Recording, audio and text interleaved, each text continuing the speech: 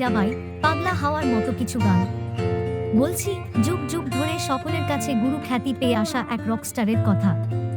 ৯০ দশকের ক্যাসেটের যুগে আলোড়ন তোলা ১০ মাস ১০ দিন, বাবা, দুঃখিনী, দুঃখ করুণা, পদ্ম পাতার জল, এক নদী যমুনা এ সকল গানের রূপকার তিনি। সঙ্গীত জীবনে একাধিক নাম ও তকমার অধিকারী হয়েছেন জেমস। ভক্তদের কাছে তার একটাই পরিচয়, গুরু। উপমহাদেশের বিখ্যাত এই রকস্টারকে নগরবাউল হিসেবেও চেনেন অনেকে। তবে জেমসের মূল নাম ফারুক মাহফুজ আনাম। ১৯৬৪ সালের আজকের এই দিনে পৃথিবীতে এসেছিলেন জেমস। তবে এই গুরুকে কনসার্ট ছাড়া বাইরে দেখা যায় না।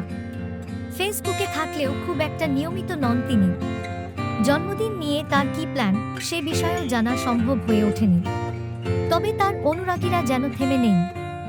সামাজিক মাধ্যমে জেমসের গান, ছবি দিয়ে প্রিয় শিল্পীকে জন্মদিনের শুভেচ্ছা জানাচ্ছেন ভক্তরা।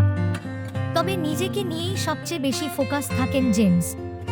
বাইরে বের হতে পছন্দ করেন না, এমনটি গণমাধ্যমে এর আগে অনেকবার বলেছেন। গানের জন্য বেশ অ্যাভেইলেবল থাকেন তিনি। সর্বশেষ গত মে মাসে লন্ডনে পারফর্ম করেছিলেন নগরবাউল খ্যাত এই শিল্পী।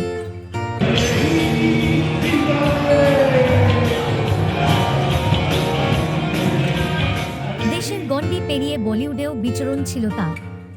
২০০৪ সালে কলকাতার সঙ্গীত পরিচালক প্রীতমের সঙ্গে গান নিয়ে কাজ করেন তিনি। ২০০৫ সালে বলিউডের গ্যাংস্টার সিনেমায় পারফর্ম করেন তিনি।